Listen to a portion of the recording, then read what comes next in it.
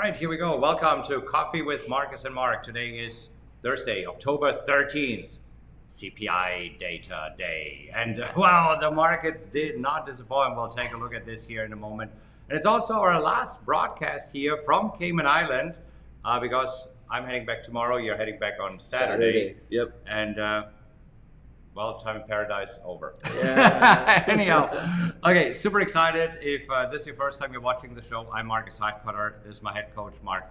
And we have a lot of trading experience. We're real traders who are trading live accounts here. So we show you what's happening in the markets and then also how we are trading this. And also we have a video for you if this is your first time here. We'll link to it in the description. You can take a look at this. But we need to take a look at the markets.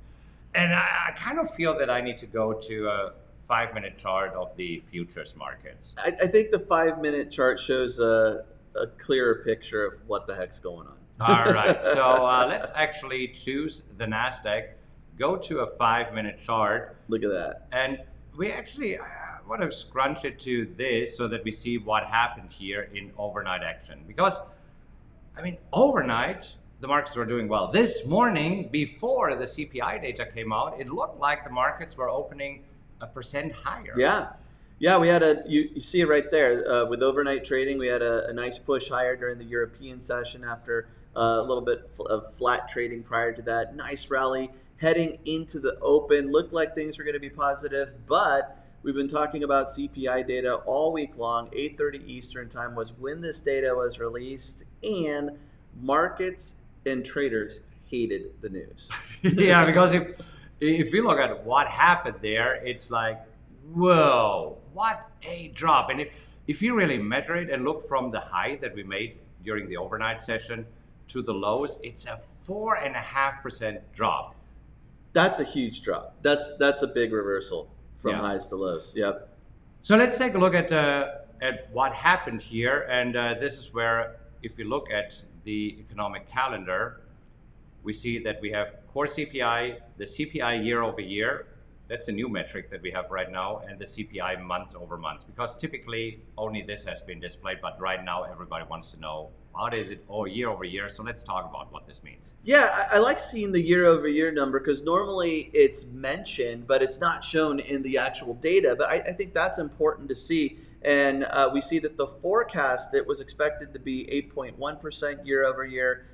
It came in at 8.2%. So inflation data is showing that inflation is continuing to increase. That is not what the Fed wanted to see, what traders wanted to see. Traders were hoping that we would come in line or even lower, and that just wasn't the case. Although lower compared to the previous reading.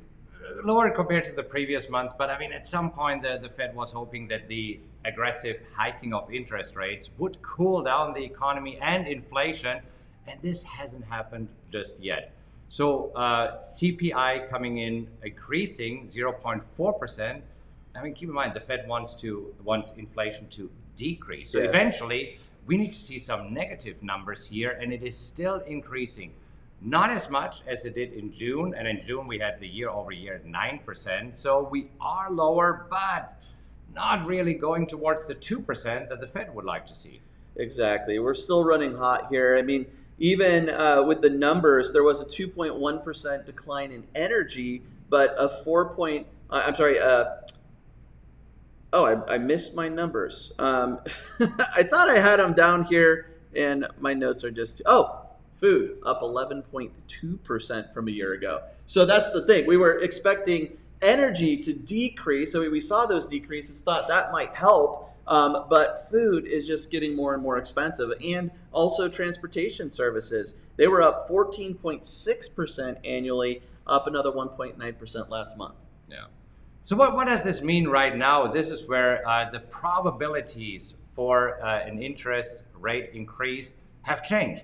Right now, traders are factoring in, 75 basis points is a done deal. And now we have even a low probability of possibly a 1% rate hike.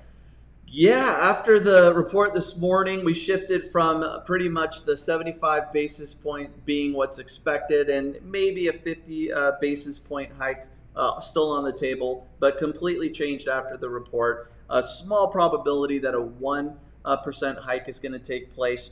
So traders really are counting on that 75 basis point hike, which would be the fourth consecutive 75 basis point hike that we've seen.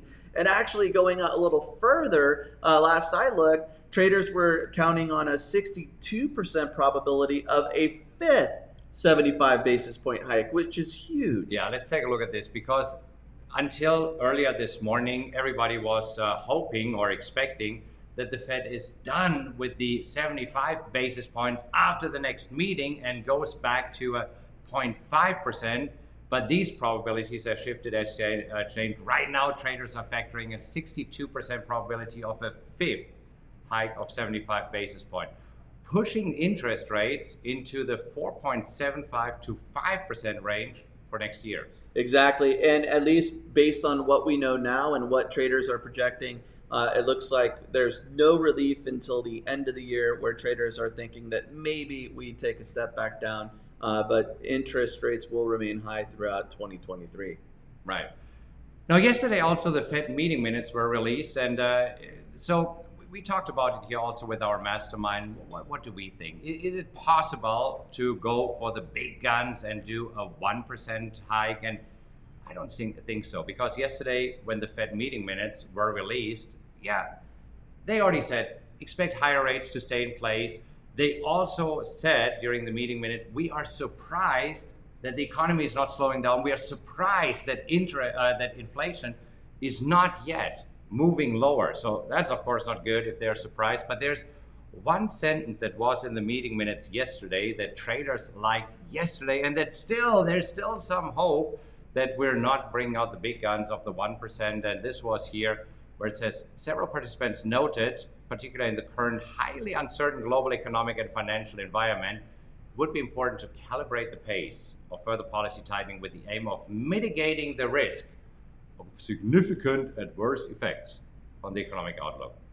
What does this mean in English? Well, maybe that the Fed is recognizing that this can't go on for too long, and that they need to consider the economy as well. Right now, everything that we see data-wise shows that the economy is strong, and that's why the Fed has been so aggressive with hikes. But then that shift back to making sure that the economy isn't just hammered with these rate hikes. That's a positive, but you still need to get inflation under control, and right now it's not. Yeah. Hey, do you think that an emergency meeting is possible? No, absolutely not. Yeah, I'm with you. I think that especially because of the data that we've had released and what's going on between now and the November 2nd meeting, I don't see one either. Okay. Now, before we talk about how exactly we have been trading it, this morning when we looked at the data and say, okay, we need to get ready. So we talked with our mastermind about it. Okay, here's our game plan. Let's take a look at a few earnings that came out, because with the CPI data, it got a little bit overshadowed, but we did have earnings. For example, from Domino's Pizza. And we see that right now, Domino's Pizza is up 9% in a market that is right now falling. This is interesting. It's just a few companies that have reported earnings, and so it's just the beginning. But we had Pepsi reporting better than expected earnings and expecting good numbers. Here, Domino's Pizza up. So far, earnings have been pretty good, all things considered. Yeah. We also had Walgreens reporting earnings, and they're up right now 4%. They were up as much as 7% this morning, also on better than expected earnings. And most importantly, and we talked about this, their outlook has not changed. They say we have a strong outlook going into the fourth quarter and going into 2023. Yeah, Delta too.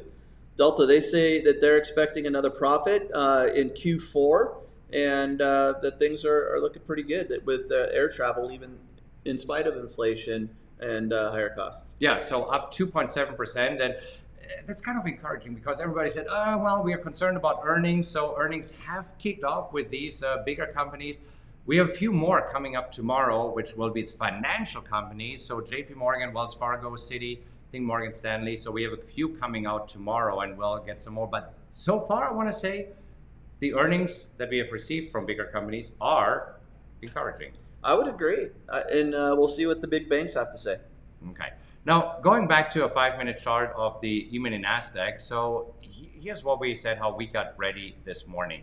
When we looked at the markets and we looked at that drop and we saw that this was a 4.5% drop, we basically said, oh yeah, get ready to trade in the open because that might be the low of the day. Yeah, I mentioned to you, actually, you said, so what do you think? And I said, I believe this is an overreaction, but I would not be buying at the open. However, selling puts below the market, that to me was definitely something I was looking to do. Yeah, and there were a lot of opportunities popping up on the scanner. I mean, no surprise there because with such a massive down move, this is where we have opportunities to sell puts, which we were looking to do. So I just want to show a few that we were considering. So one of them being MetLife. I'm going to zoom out a little bit so that it's a little bit easier to see here. But MetLife has held up really, really good in this market environment, pretty much since April last year, trading in a range between 58 and 70. And right now it's kind of gone, but this morning we had the 58 and the 59 strike on the scanner. Yeah, I was taking a close look at this one. The 59 was popping up. That was definitely possible. I was looking at the 58. It looked like with the stock moving lower that the 58 was going to give us enough premium to get that 30% annualized. So I was I had my finger on the buy button or the sell button in this case. But we just didn't get there at the 58. The 59 would have worked, and then we started to see a reversal. Yeah, very similar to HIG. So very, very similar chart, very similar companies, highly correlated. So you would pick one over the other. Yeah. But we also look for a possibility. Right now, since we're pulling back the strike price way too high, but earlier a possibility. And that's what we talk about with our mastermind, right? Pick your favorites and then get ready to place the order right in the open because we said, this might be a reversal. We never know, but based on our experience, it almost looked like it that this was an overreaction, and then volatility can get sucked out of the market. And looking at the VIX, that's exactly what happened. Yeah, and this is actually one of the beautiful things about being an options seller because sometimes traders will say, "Well, I don't want to trade the open. I'm going to wait until an hour after markets are open because there's too much volatility and uncertainty." Well, that is great when you're selling options because when you have uncertainty and volatility, options prices are going to be more expensive. So we want that. And I'm happy to trade at the open and selling puts below the market by 5-10%. It means that you have a little bit of a cushion in case there's a little more downside. So again, here there was that volatility rush and then crush.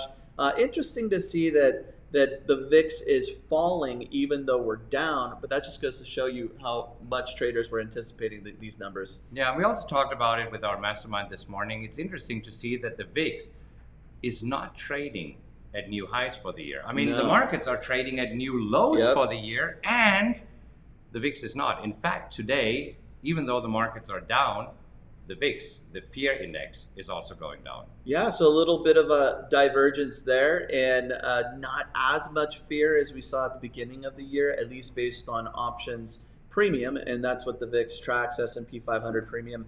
And we see that even though markets are down, the VIX is edging down as well, although S&P making a nice comeback.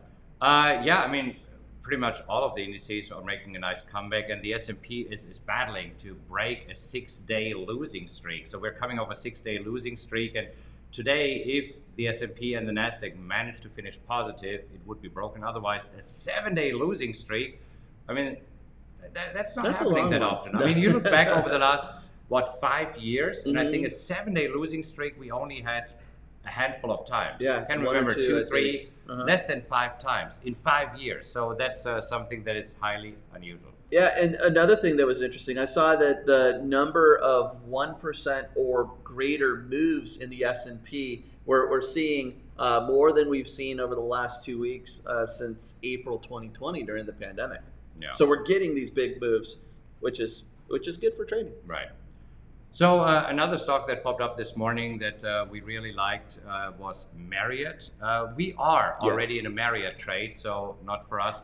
But there was another possibility. However, this morning it would have been possible to trade the 130 and 131. And again, right now, with volatility being sucked out of the market, the strike price that is possible right now is way higher, so I wouldn't take the trade. But this was this morning, and this goes back to what you said. It's kind of scary that when the markets are falling like a rock, to sell put options, because this is where like, oh, how much further will they fall? Will I get a side? And this is why stock selection is so important. Exactly. And it's also just strategy-wise, right? Because if you're just saying I'm buying the S&P at the open, there's going to be that volatility, and it could be that it's more of a gamble. But if you're selling a put below the market, you have that cushion. It's okay, even if it continues to fall, because you know you're going to get that premium spike and get paid for it. Yeah, and this is why we keep stressing it, and we have filters that help us filtering out the best stocks. So if we think, for example, about the ones that we talked about with MetLife, and we look at the fundamentals here, we see that this is just a super solid company. A P ratio of 15, a dividend yield of 3.17. If you look at the quarterly results, they're okay, but annual results, and that's what's most important, we just see super solid company. I mean, solid revenue. They have their profit margins under control. And you see, despite the pandemic in 2021 or what's happening, the turmoil that's happening in the markets right now, just a super solid company. So do you really think that they will go out of business? No. And that's why it's important to pick these value stocks. Yeah, and when I was looking at Met versus Hartford, at first I was taking a closer look at Hartford. Their numbers look pretty good as well. The one thing that was nice about Met is, there you see, Met was positive every year with their net income. Also, Met has a dividend that's coming up if you were to get assigned, and an extra week before earnings. So that made me look more closer at right, Met. because we are going into earnings season right now. So therefore, it's important to know how you are trading options. And we have very specific rules how we trade options into earnings season. And we did a video about this that we're going to link to right here. So take a look at this video of how to trade options going into earnings season, which is in full swing right now. And then we'll see you again next week from our offices. Happy trading, everybody.